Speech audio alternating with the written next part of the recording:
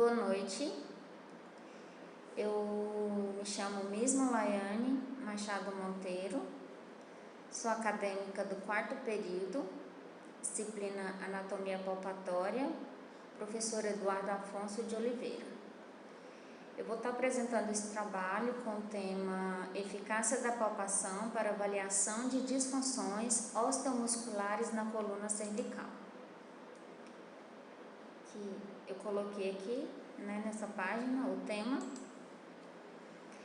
A coluna cervical é uma região da coluna vertebral composta por 7 vértebras, sendo que essas vértebras elas são dispostas umas sobre as outras. Esta região da coluna pode ser acometida por disfunções osteomusculares e podem causar dor e limitações. Essas disfunções podem ser detectadas através da palpação. E neste estudo, busca analisar a importância da palpação na avaliação das estruturas osteomusculares da região cervical da coluna, para diagnosticar possíveis disfunções dolorosas e que traga alguma incapacitação para o paciente. A coluna cervical ela é responsável pela sustentação do crânio, proteção da medula espinhal e realizar movimentos funcionais, entre outros.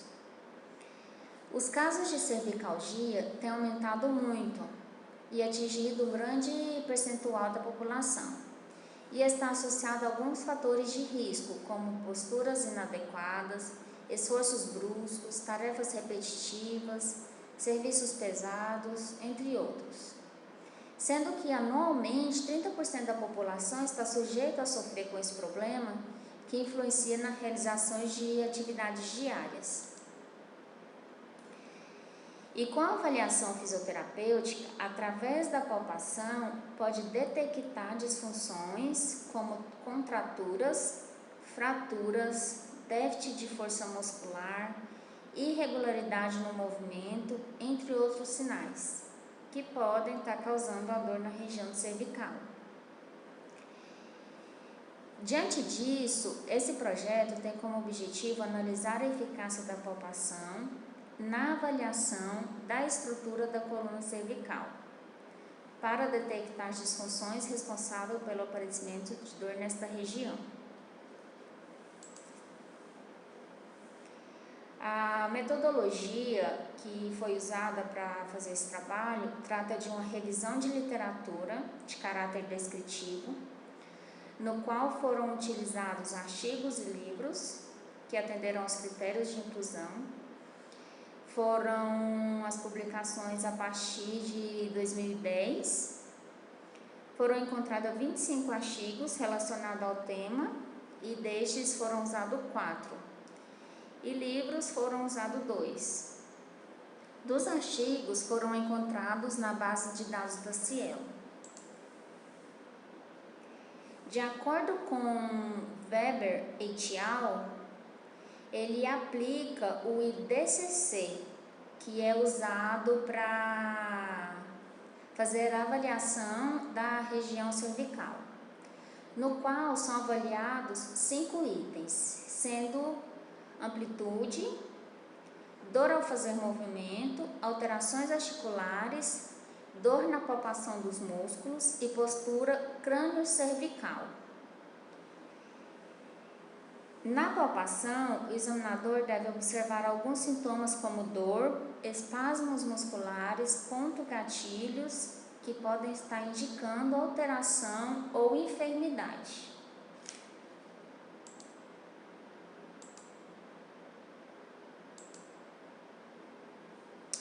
A palpação ela é feita com o paciente em decúbito dorsal, para que o pescoço esteja em relaxamento total. Porém, pode ser realizado também com o paciente sentado, apoiado o pescoço em algo na altura dos ombros e com apoio no antebraço. Ou em macas, que possuem orifício para a face, para que se torne confortável para o paciente durante a avaliação. A avaliação das vértebras serão da seguinte forma: o atlas e o axis serão avaliados separados, pois apresentam suas características individuais. A C3, a C6 juntas, pois apresentam características comuns. A C7 separadamente, por ser uma vértebra que fica entre a coluna cervical e torácica e possui algumas peculiaridades. Na palpação, a C1, o terapeuta palpa primeiramente o processo mastoideo e desliza o dedo para baixo e encontra a C1.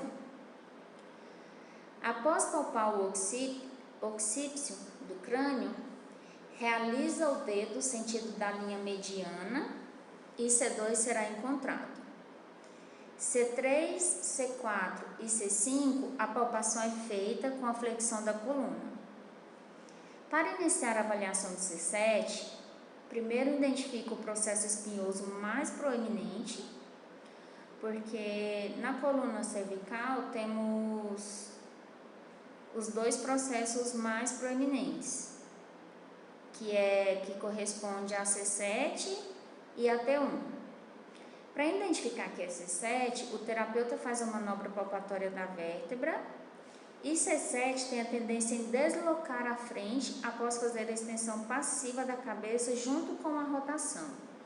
E a T1 tem menos mobilidade comparada a C7. Então, quando apalpa os dois processos espinhosos, para diferenciar C7 de T1, apalpa o processo, faz uma extensão passiva da cabeça junto com a rotação e a vértebra que deslocar para frente é C7. E a que permanecer mais fixa é T1. Quando acontece lesão em nível de C1 e C2, o paciente ele pode estar relatando cefaleia, fadiga, concentração ruim, hipertonia do sistema nervoso simpático e irritabilidade.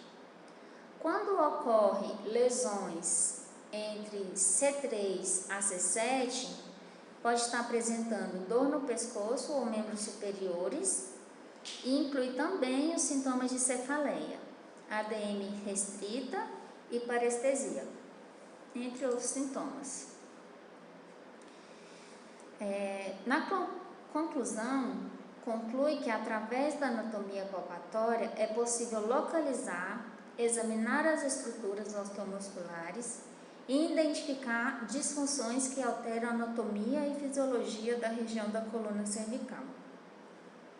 Diante disso, nota-se que é de suma importância o conhecimento e aplicação da anatomia palpatória para avaliação. É muito importante conhecer a anatomia, porque se fizer uma palpação errada, palpar uma vértebra errada, pode estar passando o diagnóstico errado para o paciente e também não tirando o diagnóstico correto. Aqui são as referências que usei para fazer esse trabalho. O site, foram tirados de artigos científicos e tem alguns livros também que eu usei para fazer o trabalho. Obrigada.